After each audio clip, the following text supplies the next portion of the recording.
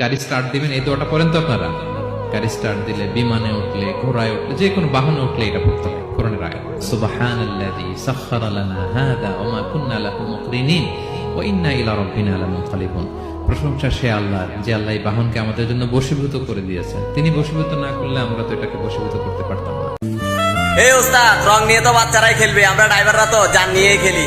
আমাদেরকে হুমকি দিয়ে লাভ কি? আমরা তো সামান্য একটা হ্যাড ডিমের বাড়ির সাথেও নিমিশ হয়ে যাইতে পারি।